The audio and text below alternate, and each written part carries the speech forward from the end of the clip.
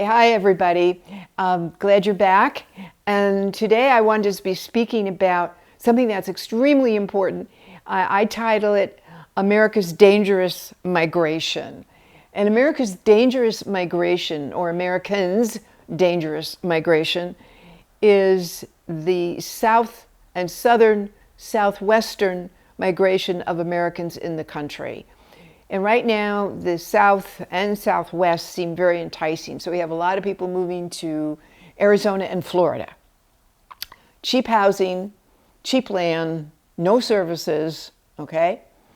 And low taxes. So cheap housing, cheap land, no services, low taxes, low or no taxes. And that's why the well-to-do Americans move to Puerto Rico, because they don't pay taxes on anything, period, including investments or everything, nothing, it's tax-free.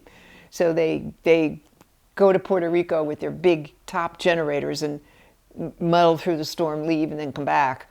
But in America, most people don't have the luxury of going to Puerto Rico with their big generators and coming back and forth to the States. Most people go to Arizona, Florida, the Southwest, and the southern states. And the problem with that is that these are the worst areas for the changes in the climate that you're already seeing. The heavy, heavy droughts in the Southwest and the South are getting the rain. The Southwest is getting the drought, and this is going to continue and get worse. So it really, most people don't look at the quality of life or the environment that they are moving into. They just look at the cheap house, cheap taxes, and cheap land, and no services. And so where most of these are leaving cold climates and heavily taxed, or maybe more heavily taxed, or they think they're going to save on their taxes. And then they move to these, mainly Arizona and Florida. So you just saw a big hurricane in Florida, which Florida is very known for its hurricanes. If you go back prior to the 1920s, you will see that nobody really built anything there because it was basically swampland and sea level. So it's sand. It is not like earth where we grow crops and we put cement houses. And so you have a lot of cheap land, and people find it very hard to buy any insurance there, and what they can is out of sight. And we just had the hurricane come through, and you saw all these mobile homes all over the place just disintegrated. And most states do not allow that type of housing simply for that reason. So it is not really what I call the best, and it not only that, it will only get worse. The city of Miami is the hottest year-round city in the United States.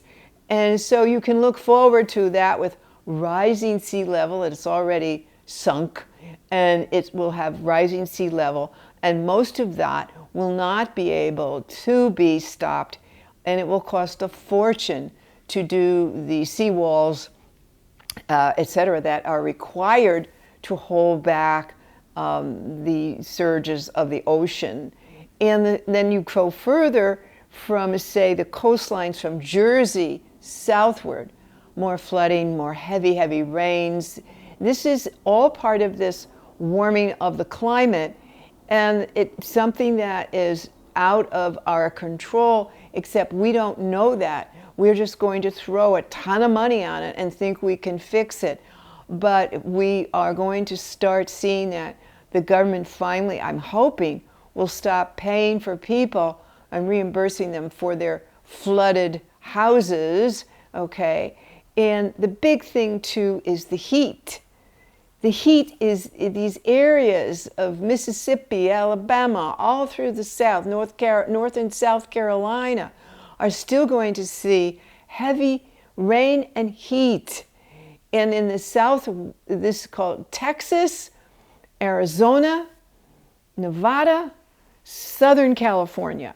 Intense heat and droughts, and a lot of arguing and fighting over water rights, which is now going on in the southern state of California, Arizona. Arizona, big time because it has been always used to farming alfalfa. And I'm sure you know, or maybe you don't, that a lot of farmland in Arizona is owned by Saudi Arabia. And so the water rights are Saudi Arabian. And a lot of these water rights go well back over 100 years. So whoever has the oldest water rights wins, and you find this also in the Imperial Valley of Southern California, which is a big growing area. And so these are real problems because the water for these two areas comes from Colorado River, which is a trickle, and there's almost no water left in Lake Mead. And if it goes into what we call the dead pool, or not enough water to pump, then you will have no water. So it's a very serious situation. And yet, Phoenix is one of the fastest growing cities in America, and it advertises itself as a fun, creative, high-tech city. Move here, yay. And yet it is getting hotter and hotter. So some scientists are calling it the Katrina of the heat wave will be Phoenix, and where the structures will have to fall apart. This already, I remember years ago that a friend or business associate was coming to visit in San Diego.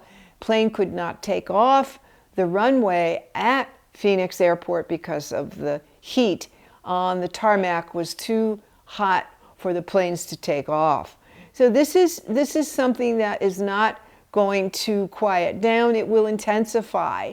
The same with the Southwest. So anything that you can do to reconsider moving to these regions would be probably very, very smart. And I also recommend that these cities that are safe promote themselves at climate safe cities, climate safe areas, and to really come all out. There's a lot of older cities in America that are just would love to have new growth and new business, etc.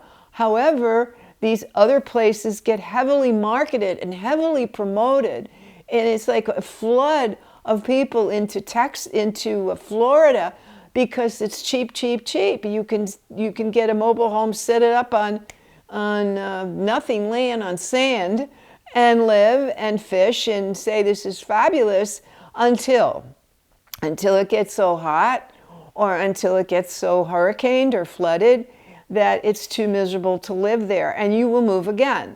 So my prediction is that the big movement south in the Southwest will be reversing itself within 5 years. It will be reversing out of there. So start to really weigh your options. It's one thing to be able and physically able to make the move, but will you be able to physically leave? So what will be left behind in many of these areas will be the elderly and the poor who can't afford to leave. So take a look at safe climate cities, safe climate areas. So some of these would be like Albany, New York, or Pittsburgh, or Worcester, Massachusetts. They're not on the coast. They're safe. A friend of mine who is very, very, very tied to the land and looks at the land and has traveled at least 8 times round trip over the years, just camping on the land, staying on the land in various places, has said people really need to consider moving north of Route 80, which goes east and west across the country. So my feeling is, and as we see more water rights, that why would you move to such a hot drought area? And only in America. If you look at other parts of the world, you will find people run away, move away, pack up and leave areas of drought and areas of flooding. But in America, we move to areas of drought and we move to areas of flooding.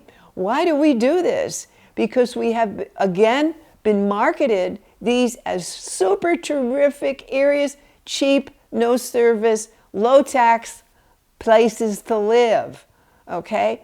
Not really when you think of the lifestyle and the environment that's going to change moving forward. So give it more consideration and look at places that aren't so glamorous. Don't live in the sun all the time. It would be nice to be able to water your lawn, but if it's a drought, you won't be able to.